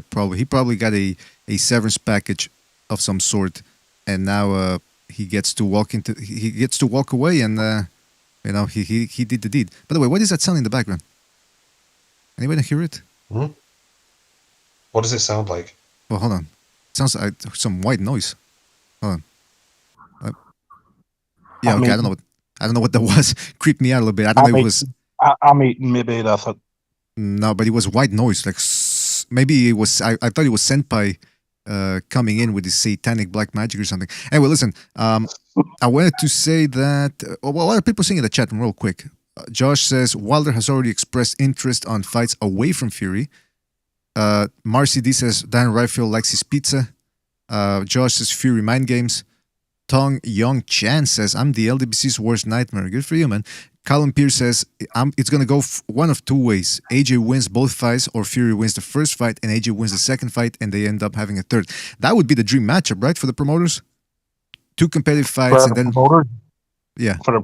I think if Fury wins the first one, I think he retires. Well, it would depend on how much money he makes, right? Like if he makes 100 mil, that's like 200 mil in the traveler community. So he's probably set for life. Oh yeah, no, I agree with that. I don't know. I just think he what's the word? I think you go on, beat your son, and all this, I'm the best, and then he'll go through that downward spiral, and I think he retires. I don't think we see a second or third fight, which is which is shit for Usyk because more likely he'll have to fight for a vacant title instead of fighting one of the champs. Sure. That's a thing, though. That's a thing because the dream scenario would be 2 fights, competitive ones, and then a third one for all the marbles. And I'm pretty sure there's already people gonna say that somebody's gonna throw the fight, either the first or second, just to make a third, which wouldn't surprise me. But it's all gonna depend on the first fight. Let's see what happens. If anybody fights out of character, then we might have some ammunition for conspiracy theories. The other thing is this. Because I asked you earlier, what do you guys think about the heavyweight division? In terms of the winner of this fight, what does that do for their legacy? All-time top 10 heavyweight, or are these guys a little bit overrated and therefore not deserving of being in the top 10 heavyweight ranking of all time? I don't think they're top 10. I don't win or lose. I don't think they're top 10. What would be perfect is they fight each other. If they fight each other twice, then the winner fights Usyk. Then maybe go run into the sunset, maybe top 15. That would be the perfect scenario. Sorry. No, I'm saying if one gets beat, it doesn't really tarnish their legacy, but it doesn't. Just say if Joshua beats Fury in the first one, Fury comes back, beats Joshua in the second one, and they go for a third fight, and the winner of that, and then the winner of that there fights Usyk. I don't think it tarnishes, and beats him. I think, it may put them in the top 15, but it doesn't, winner and loss against these two guys right now doesn't really tarnish their legacy because they will have an opportunity to correct it, hopefully. Let's say they go 1 for 1 and they both retire. I would say they're like a notch above a Riddick Bowe, something like that. Yeah, that's fair. Yeah, Riddick Bowe's an interesting case in that, it's the lack of longevity from him that I guess would knock him down the list. Because in terms of his talent, he had the ability to easily be a top 10 all-time heavyweight. He did. He did. He was in a great era too to try that. That's the disappointing. That's the disappointing part. And he had the heart too. He had the heart to make entertaining fights too. By the way, Brian, please mute your mic, man. If you're gonna cough into the mic. I was gonna say though, when it comes to Joshua Fury, you mentioned Riddick Bowe. Would you guys say that Fury is a little bit of in the Bowe camp in the sense that he's not the type of guy that's gonna be defending the title 10 times? You know what I mean? It seems like every time he wins, he talks about a big fight. He talks about retirement. He vacates a belt. What is going to happen to Fury after this fight, win or lose? Yeah, I kind of agree with that. I don't think he's going to be a guy that defends his belt 10 times. I don't think he's going to be he wins this twice, and then he fights Usyk, and then he fights Hrgovic or something, and blah blah blah. I don't think that's going to happen. I think you could compare him to Usyk in that for a big guy, he's a good inside fighter as well. But yeah, I kind of agree with that.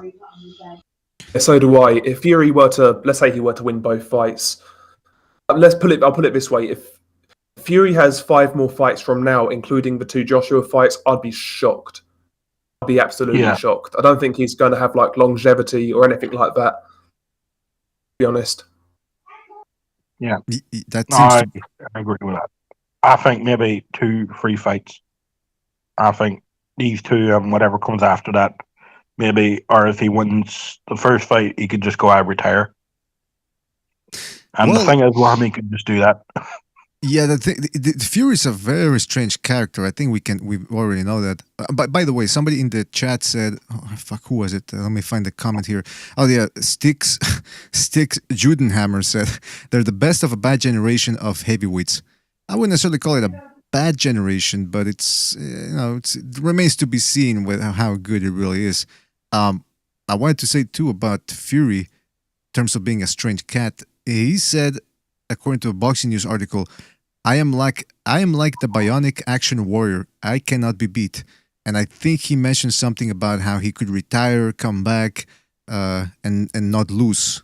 He says, I can't. He says, I'm looking for a challenge. I have been looking for something. I've been searching the world for 13 years, a professional to find a man who can better me. And I just can't find him, he says. Even if I go away, I still can't be beat. I am like the bionic action warrior. I cannot be beaten. The writer of this piece says that Fury was beat by Wilder in the first fight because he should have been knocked out, but the referee helped him out. So there's two interesting things to look at there. One, the writer's comment about the Fury actually losing the first fight, and Fury saying that he cannot be beat. Is he, again, just playing mind games with people there? I mean, Boxing News 24 is garbage. Like, it's just like the opinions on there are just like, oh, here's the news. Oh, and by the way, here's my agenda, whatever it happens to be. Yeah. It's, a blog. Yeah. Keep the fucking polemic out of it, please. I think he's talking for talking's sake, really. If Fury does stay active and he actually has longevity, believe it or not, I can see Fury beating all these big name guys, but I could see him having like a Hashim Rahman moment. Like, he was very close against Otto Wallin. Like, people forget, not only was he badly cut, which could have been stopped, he was buzzed in the last round as well. Put on his ass by Steve Cunningham. I could easily see Tyson Fury beating the guys in the big fights, but maybe losing to somebody we don't expect if he sticks around. Yeah, I think he. I think he struggles with shorter men because he doesn't fight in the range. I think guys his height. I think he's better suited because he can see the punches coming from the height he's at. You know, like Vladimir Klitschko or Jesus Christ, Deontay Wilder. You know, I think you can see punches coming. It's when he's in the ring with smaller guys and he's looking down and the punches are coming up at him. I don't think he can time that as well, especially guys coming forward. I thought Cunningham hunted him down a bit, you know, and so did Wallin. So, you know, and Wallin's a good boxer for a smaller size heavyweight. Like Wallin, you know, I think he's very underrated. You know, but that's the thing though, because let's face the facts here. Joshua has pretty quick hands for a guy his size, and he can crack, especially with the right uppercut. Yeah. Would it surprise you guys to see Fury just trying to tire him out from the outside and then trying to fight dirty on the inside later on if he feels Joshua sort of tires out? Yeah, I could see that happen. I could see that. I could also see Fury jumping on top of him right away, using his wit, because for me, Josh was not very good in the clinch. He doesn't. If you watched the Pulev fight, Pulev clinched him. Yeah, you know, but Pulev was trying. Pulev was trying to survive. He was clinching him as if his arms were a vice around the metal pole. He didn't want to let go. He had no chance in there against AJ, even a puncher's chance. One thing I will say about Joshua, though, pretty sneaky game on the inside, though. I remember rewatching the Ruiz rematch, and when they would get into a clinch, the referee would just stand there watching, and then all of a sudden Joshua would get a little space and whack him with an overhand right. And I'm thinking, whoa, he's pretty dangerous on the inside, especially if the ref just lets him do whatever he wants. Now, of course, I agree. I don't think he wants to be on the inside against Fury. But what do you fellas think? Like, do you think if Fury gets on the inside, he has a complete and total advantage, or do you think Joshua gets his licks in on the inside? I think it's on his chest. Sorry, you go first. No, you go. Okay. Yeah, I think if Fury gets on his chest, he's because he's just far more used to doing. You see him like changing head slots, so a guy can't touch him. He knows how to use his size. He knows how to frame a guy's head and push him into uppercuts and all that kind of stuff. So he's the better inside fighter for me. Like at close range, like right, you know, when it's chest to chest, he's the better fighter there. Yeah, that's the mid range is to work. I'm looking for. So ending on that mid range, you know, he better keep his head moving, especially if you're. Joshua likes to throw the back right hand and the uppercut, and then you know a right hook. You know, or he likes to throw the jab, the backhand, the back uppercut, the right uppercut, and the left hook. You know, those are two favorite combinations on mid range. So, Fury better keep his head off to the side when he throws the jab and step in. That's how you upset Joshua. That's what I would tell any fighter fighting Joshua in mid range to do. Right. But you know what? Get on his chest. It's interesting, man. It's interesting because I'm looking at the chat here. Gangstas 003, who I think he's also said that Wilder's power is overrated, and now he's saying AJ lacks power. He couldn't even KO Ruiz in 24 rounds. Well, I mean, listen, this is what some people do. They focus on the actual knockouts. Well, he could knock this guy out. You know how hard it is to knock somebody out? Another professional fighter who's well-trained and sometimes decides, oh, I got hit by this guy. Let me not get hit by that again. It's not that easy. He did drop Ruiz in the first fight. And you look at how he beats guys. He hits hard. Listen, let's compromise. He hits hard enough to stop guys like Pulev and all that. So if people think that Fury's, again, this is the mistake people make. If you think Fury's just going to walk in there and take everything Joshua has to offer, I don't think you've ever been inside the ring and actually tasted a shot to know what type of pain that can inflict or that type of emergency it can incur into your body. Now, I will also say this. Remember Valdez, and I fell into this mistake a little bit, Valdez-Burchelt. Oh, Burchelt's just going to walk through Valdez. Blah, blah, blah. But Valdez had shown that he could crack. Yes, he didn't stop Quigg, and he couldn't stop some other fighters like Cervani and all that. But look at what happened when he fought Burchelt. Burchelt decided to just go in there and try to duke it out, and he was getting tagged until he finally, his body said no more. So he was brilliant that night. Yep.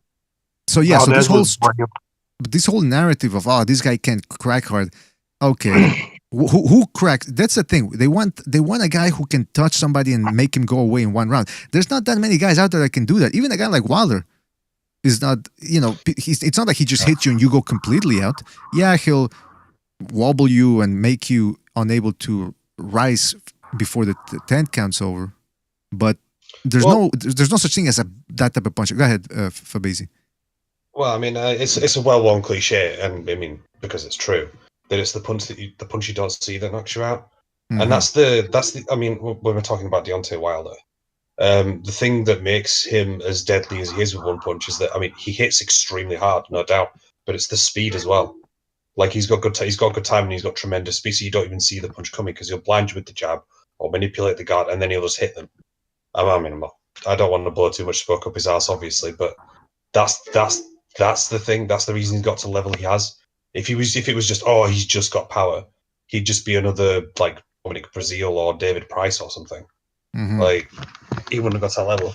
And I mean, when it comes to like, this guy couldn't knock out that guy. I mean, the people who say that, they would look at Vladimir Klitschko's record and say that he's got a 70-something KO percentage, so clearly he doesn't hit that fucking hard. And anybody who's familiar with Vladimir Klitschko and has watched his fights would laugh at that because he's one of the most dangerous punchers in heavyweight history, without a doubt. Yeah, that's a very good point. Terrifying power. when Klitschko lands that right hand, and they survive it, I see more people freaking blink. Who was it run against Klitschko and he lasted 12 rounds? Jesus Christ. Fucking hell, I forget his name. Wait. Who are you talking? This boy, David Hay. Oh yeah, David Hay. Yeah, he had to run. 12 rounds. He had to run for 12. Yeah, he had to run for 12 rounds. Samuel Peter made it 12 the first time, but that was a Vladimir Klitschko that was traumatized, and he almost took Peter out in the 12th, I believe. So yeah, man, listen, this whole. I mean, it is interesting to bring up the power because it is going to play a factor. In fact, I will say it is the biggest factor because people like to, the boxing crowd of skills pay the bills. There's a cadre of people out there that believe, well, it doesn't matter if you hit hard or how fast you hit. It's about how smart you are, which is true to a degree. But we've seen boxers before in the past who are very smart, but they like power or they like speed or they like strength, and they just never become all-time great. So boxing punch and power. Linares. Yeah, exactly. Sorry. Well, actually, Linares had power. Skills D- chin. Exactly. There you go. You need to be the overall package to make it as an all-time great or the best in your division. And Joshua, he cracks, man. He can crack. Ask Pulev, ask Ruiz, ask Povetkin, ask Charles Martin and fucking Brazil and Klitschko. I mean, he can crack. I don't know what else. What do people want Joshua to do? knock people out within 3 rounds, and then you can say, yeah, he's got power. I mean, listen, some people they get ridiculous standards. Don't forget, fellas, open StreamYard, open Discord, jump in if you want to talk to us. So let's get down to it then. I'm going to start with Del Boy. Del Boy, who, if you had to bet right now, you can only have one day to bet, and it's today to decide. Who would you bet on, Joshua or Fury? So yeah, gun to my head, I'd lean towards Tyson Fury. I'd go with Tyson Fury. Not confident at all. Not confident at all. All right, Fabazi? I'd go Tyson Fury by unanimous decision in an 8-4 kind of fight. Brian, how about you? I'm going to go Fury. I think he can outbox him. You know, all right, Fury. I'm worried about Joshua catching him. That's it. I'm not very confident. 60-40. I'd go Fury. All right. Well, then this is the thing there. If we're talking about the rhythm of the fight and the window of opportunity Joshua has to win, would it be fair to say that the first 6 rounds are his best opportunity for Joshua? Yeah. Yeah, I think so. So the longer the fight goes, the more his chances of success decrease. Joshua's, that is. Unless Fury is completely beaten up, but he's in survival mode. You know? First 6 rounds. Well, here's the other question I got for you, because we hear, Fury's crazy. We never know what he's going to do. But because I'm not that familiar with his earliest fights, when has he shown up completely unprepared for a fight? Or a big fight anyway. Has that ever really happened? Steve Cunningham, probably. But how unprepared was he? I mean, he certainly was in shape to overrun Cunningham as soon as things got dicey. So, well, he was being trained by his uncle Peter at the time, and he couldn't take Peter with him to his basically to his training camp over in the States for the fight. Because Peter was a category A prisoner, because he used to be like a friggin' like big deal, like a sort of quite a prominent drug dealer. Jeez. So he kind of went into the fight, and he was in there just sort of clowning and being like, you're doing his usual sort of stuff. And at one point, he got caught with his hands down, and Cunningham just put an overhand right on the point of his chin and dropped him. Hey, I got a question about that. And he hurt him badly. He hurt him badly as well. By the way, fellas, Carlos Sucre. He's the judge that gave Estrada the last 5 rounds against Gonzalez. I just got to throw that in there every 20 minutes. By the way, how big a gangster... So, Fury's father and his uncle, they were both involved in shady stuff. Is that confirmed? Yeah, because Peter Fury was in prison. He was running some kind of like operation from like an apartment in Manchester or something. Real high class, yeah. So, okay, because I remember watching when they were interviewing Fury's father, and he says, I was just going to sit at home, watch the fight, have a cheese sandwich, a cup of tea. And I'm thinking, wait a minute. First of all, cheese sandwich and a cup of tea, that doesn't exactly sound like the type of meal I would have for a big fight. For those of you from the UK, what exactly did he mean by cheese sandwich? Just like a grilled cheese sandwich with a cup of tea and... Yeah, pretty much. Oh, yeah. It wouldn't even surprise me if it was just grated cheddar with bread or something like that. It really fucking wouldn't surprise me. That's what I had. That's what I had the night. I told everybody I want to do it the night Eggman Cheeseman fought. I'm gonna have an egg and cheese sandwich. Oh, jeez, that's no mayo, no nothing, just 2 slices of bread and cheddar cheese. Watch the fight eating an egg and cheese sandwich.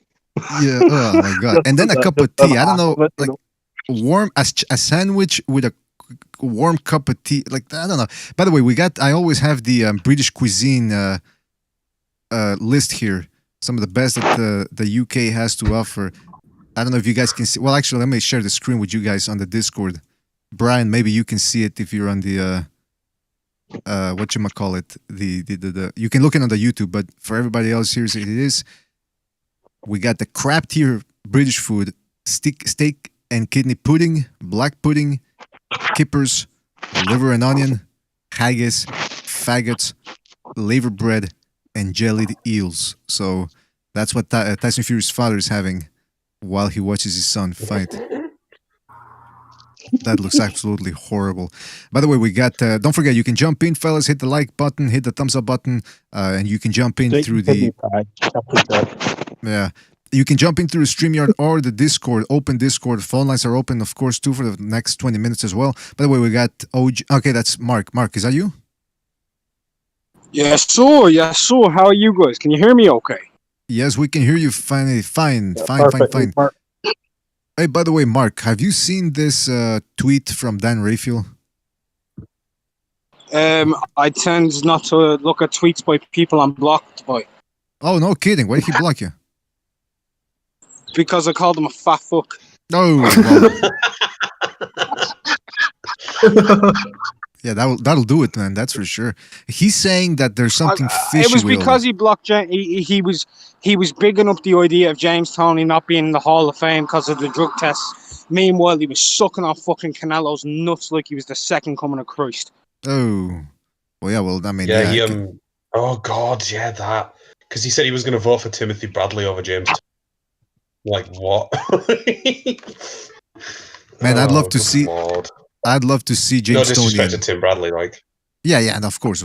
I would love to see Dan Raphael and Tony in a room together, because Tony is known to lash out at people. He's got no qualms about doing that, so that would be very interesting indeed. But Dan Raphael is saying he doesn't really believe that this fight, this Fury Joshua fight, is going to happen. Mark, what do you think? I think the fat boy's just bit out of shape because he didn't get to break the exclusive. Mm-hmm. And Mark Kriegel did, and he's got sour grapes with his job at ESPN. I mean, when they first announced that Taylor Ramirez is happening, Kriegel broke that news too. And Dan Raphael said, "Oh, guys, I'm just saying, I don't think it's going to be happening, because they're scheduling it for Cinco de Mayo, and they're not going to want to push it back, and Canelo's going to fight then." And then blah, blah, blah, lo and behold, we got that fight. He's just mad and pissing on everything that's ESPN because he got fired because he can't do his job. Are you saying he's physically unable to do his job? Is that what you're alluding to here? Not physically. I'm saying mentally, physically, cognitively, you name it. He's got it. He's got a lot of dysfunctions going on. Most of all, he's got glasses. Oh, jeez. All right. He's ugly. Hold on. He's fat. He's ugly. He wears glasses. He has a slight learning disability. I mean, this dude has the full set of retardation. I'll tell you one Let's thing, be honest, Delboy, he's physically unable. Sorry, he's physically unable to fucking change his sweater. Do you know what I mean? Jeez, Luis. Guy. By the way, that's not true. I seen him in a beige polyester last week. Whoa, cracking down from the charcoal. It fucking stinks. Oh, you're saying? Oh, and now you're saying that he physically stinks as well, literally? Like he smells bad, is what you're saying? Guaranteed. Bro, he looks like he sweats mayonnaise. Oh, Jesus. All right, by the way, let me get away from this because we're going to get shut down here. Real quick, shout out to Jaguar, who says, saludos. Saludos. All right. Órale, saludos, Jaguar. Muchas gracias por tu contribución. Now, let me tell you this. We got to slow down here because we're going to get shut down. When it comes to Dan Raphael, I remember when he came on the scene, I think it was early 2000s, and he became a pretty big deal right away. He wasn't a big fan of boxing until the late 90s, so of course now it's been 20-something years. He's respected as a boxing writer, but I do remember when he first came onto the scene, I was, who is this guy? Like, why is he getting... Apparently he had an advantage over all of us, which was that he had a secret source that was giving him all these fights from around the world. Because I don't know if you guys remember, but back in the 90s, especially here in Canada, it was a wasteland when it came to boxing. Unless you had that satellite dish that could capture all the channels from around the world, we couldn't get the Showtime fights. We couldn't get the European fights. So all we could do was get them, from Ring Magazine or the internet. Little snippets people would write about certain fighters, but there was no YouTube, there was no torrents, at least not in the form that they are now. So Raphael had an advantage over all of us, man. Good for him, though. Good for him. But he now that he's no longer with ESPN, I think Dan Raphael maybe has, like Mark said, he might have an axe to grind with anybody that breaks open news, that breaks news before he does. Mark, real quick, man, I ask everybody who they would pick if they had to pick today and they had to bet on somebody. Fury, Joshua, who would you bet on? Video on my channel already did the prediction. But Fury. All right, Fury. So check out Mark's video if you want more in-depth analysis on that. Yeah, from 2 months ago. 27 minutes of breakdown. Oh, let me ask you this though, because people are saying that the fight is signed, but there's no date. There's no date. What does that really mean, though? I mean, they signed the contract. I mean, they've signed the 2-fight agreement for May/June and then November, December. They've been in a bidding war now between 9 different countries. This is inside source information, right? Inside source information. They've been in a bidding war. Singapore left the bidding war at $205 million. There's only 3 people left now. Singapore were involved. They were the 4th. They were the 5th gone. They had bids coming in from Nigeria and China. Nigeria? They had bids coming in. Huh? Nigeria. Nigeria, yeah. Nigeria bidded. The UK haven't bid because they don't do bids anyway. America, Texas put in a bid. They were going at about 135 mil. So all in all, like, that's the way it's been going. There are 3 people left involved, and there's a lot of money involved, and that's Qatar, Saudi Arabia, and Abu Dhabi. Imagine the fight takes place in Nigeria. You bring your girlfriend with you. Hey, let's watch the fight. She comes back with no clit. I mean, is that really the risk you want to take over there? I mean, I don't know, man. But, okay, so Nigeria... Fucking hell, bro. Why? I'm just talking about a bidding war. You're removing clitorises and everything. I'm not doing anything. I'm just mentioning the facts here. Now, listen. So, I think we can all agree, right? Dubai is probably going to get the bid. Dubai is in Abu Dhabi, isn't it? Sheesh, you're asking the wrong... I mean, I'm talking about clits over here, so... Well, let me check. Hold on. I know. Like, can anybody fill me in? Is Dubai in Abu Dhabi specifically? Dubai, it says, it's a city... It's according to Google, Dubai is a city and emirate in the United Arab Emirates. So yeah, it's UAE. Okay, so yeah, Abu Dhabi. Yeah. They're all one and the same. They're all states within our Emirates. Yeah. Dubai. I think it'll be Abu Dhabi/Dubai. I really do. Yeah. They got that Manchester City royal money, bro. They got that PSG royal money, bro. They looking for that fight. Yeah, the Sheiks want to party out. They want to party out with the hijabs and everything, bro. That's the thing, though. And just real quick, Texas couldn't beat them. They're really the only ones in the United States right now that could beat, because Vegas, they ain't open. So if Texas couldn't beat Vegas, and I know I'm doing triangle theory here, but I can't see them beating the Saudis. Go ahead, Fabizi. Or who was gonna go? Yeah, I heard like there wasn't any source or anything like that, but you're all you guys know Showbiz the Adult, right? He was saying something about like that it was supposedly going to be in the American Airlines. I don't know where he's got that from, or if he has any inside information or anything like that. But he was claiming that the fight was going to be in Dallas. Okay, well, I'd be willing to bet. He does all these bets, doesn't he? I'll bet him 20 grand it doesn't go to America. They're out. Yeah. They've been out for 2 months now. Not. Wait, no, I can guarantee it. I can guarantee it. I can literally guarantee it. You're betting. You would be willing to bet 20 grand. Yeah, of course. Now, do you have 20 grand? That it doesn't. Yes, I do. No kidding. Hey, Mark, how about sending a couple of that our way over here, man? Come on, we could use some upgrades at the BDA headquarters. We need a janitor. We need a new mop. We need a new tile floors for the cafeteria. Come on now, hook us up. No way. All right, but listen, I ain't giving you no money. Yeah, I know. Yeah, you shouldn't. I wouldn't either, to myself, by the way. But anyway, listen, the point is this. Okay, so it's interesting. Why would I give you my cocaine for you to get cocaine? Oh, geez, Luis. He's kidding, by the way. But listen, the point is this. When it comes to the sites, I mean, I've heard people say, oh, I hope it's not in Dubai. And look, listen, I would love for it to be in England. The atmosphere would be off the hook. But if it's in Dubai, there's still going to be a crowd, more or less, I assume. The fight's still going to happen. So at the end of the day, isn't that the most important thing? Can I comment on that real quick? Of Just course, real fast? Sure. Just want to say one thing. The atmosphere would be fantastic. if there were fans, and there's not going to be, and there's not going to be 80,000 fans in England for a very long time. Yeah. So deal if with they, that's a good point. I mean, unless people revolt and say enough of this bullshit, it's gonna be all separated and masks. I mean, even in Texas this past weekend, they were still wearing masks. Texas has a no mask mandate anymore, as far as last time I read. But people still, I gotta wear a mask. I don't want to get sick. I mean, come on, enough's enough. Wake up, people. We were talking about this. Now, somebody mentioned the Joshua and Lewis, their little rivalry. I'm interested. Did this start from Lewis's side or from Joshua's side? I think it's just he said something critical about Joshua in the press and he didn't like it. Yeah.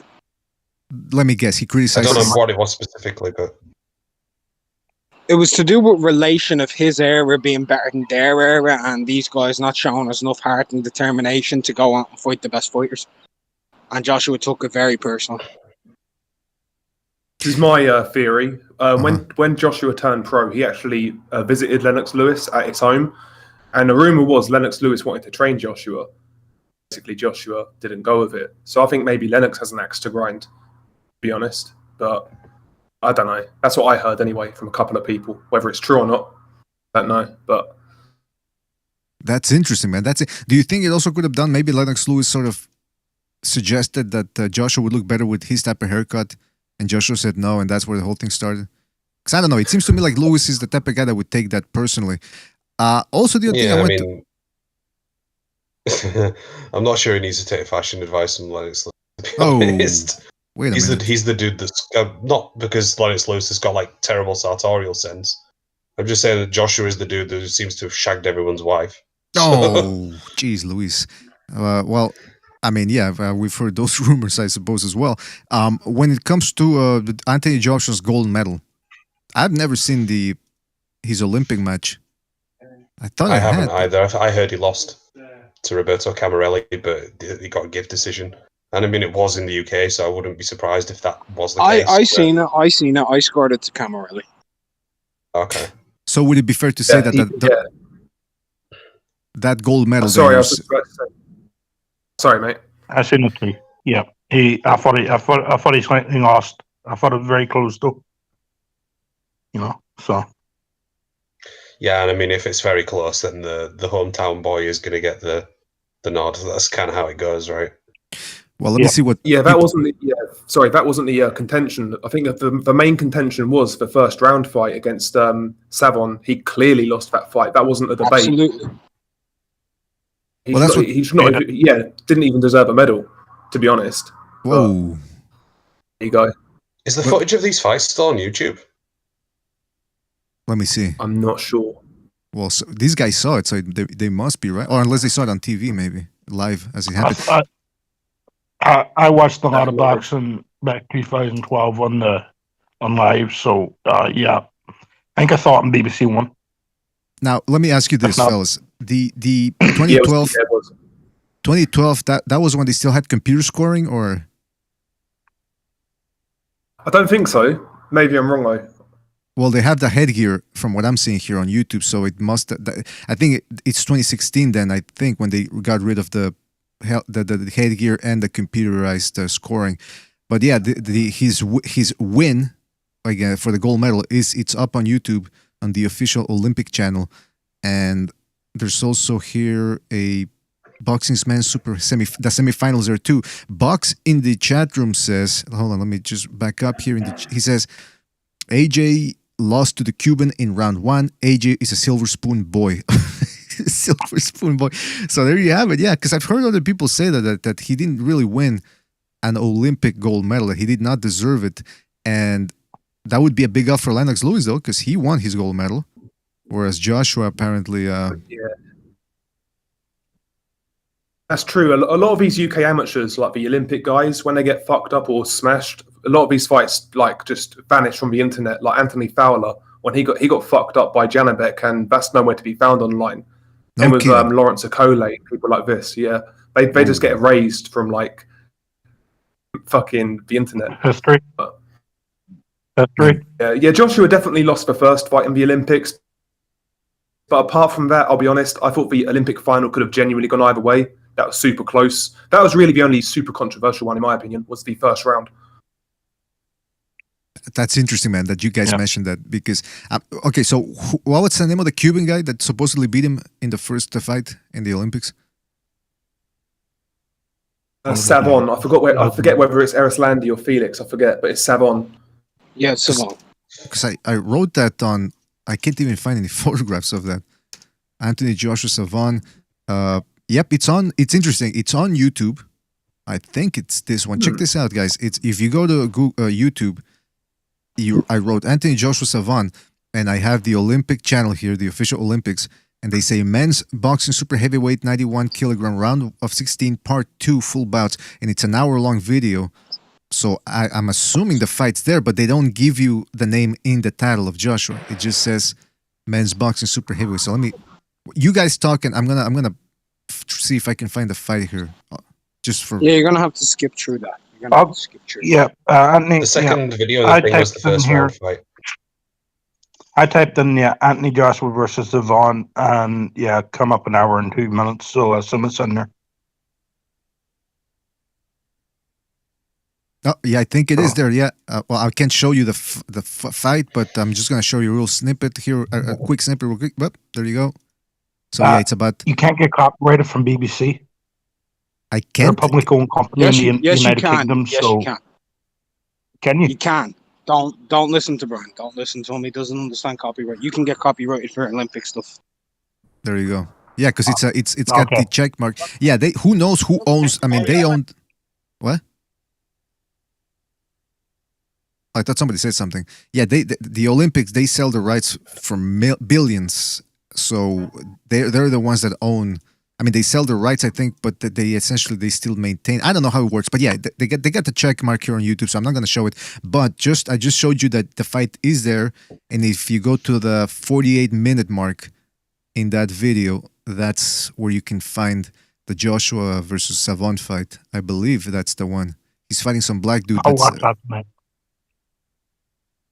And for some reason, Joshua looks much leaner.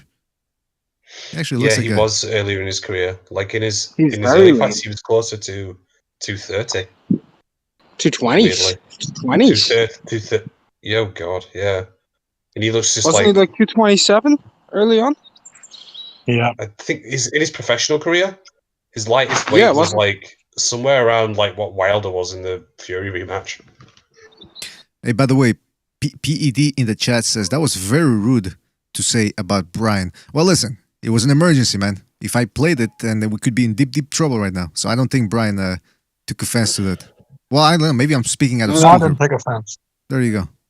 That's what we do around here. It wasn't a level of rudeness. It's just Brian. I think Brian will be willing to admit he's gotten multiple strikes on his channel. He doesn't fully understand what the copyright materials and community guidelines are. What happened, Brian? Well, that's because I keep posting shit that I shouldn't be posting. What are you it's posting? Not the fact that it's copyright. It's just the fact that the government don't like what I'm posting. So, are you posting snuff videos? Are you posting snuff films? Is that what you're doing? Or I posted a film of a woman walking through 2 hospitals in Gloucestershire where there's no staffing and no patients. Oh, that'll do it. This pandemic. Yeah. Also, I posted something about DARPA.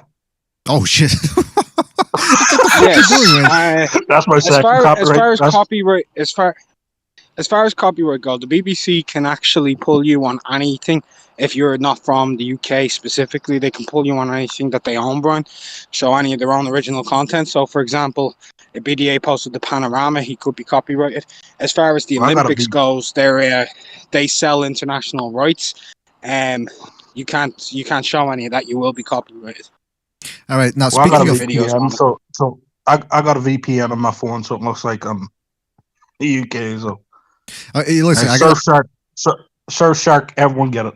Yeah, Surfshark VPN. I thought Brian was a fucking boxing guy. He's talking about DARPA and fucking the Pizzagate and all that. I wanted to ask you guys a question. I wanted to ask you guys a question because I gotta go for about 2 minutes here, so I'll let you guys pass around this question.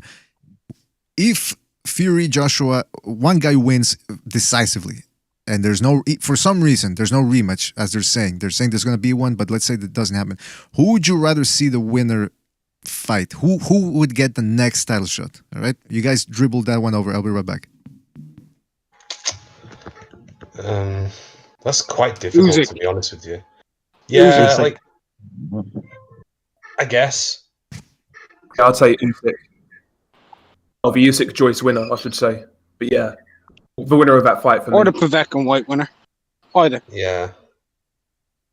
I mean, I'd like, like I to see guess Perkovic get smashed. Say again. I got Usyk. I think, you know. I think Usyk and Joshua would be an interesting fight. Usyk and Fury would not be competitive, I don't think. And I think the clock's ticking on the guy as well. Like, I mean, he is. I know heavyweight's age different, but he's not a heavyweight, and a lot of his game is about his mobility. And I mean, he's 33 years old at this point, and he's only going to get slower.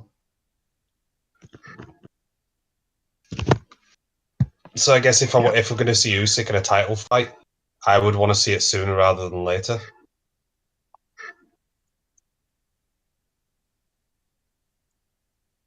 Well, I'd be assuming, just based off of what the question was, if there's no rematch here, that fight could take place either at the beginning of next year or the end of this year. The Usyk versus the winner. Plus, you know, it would make sure that the belts stay, like, unified as well. No more like breaking up of the belts yet again.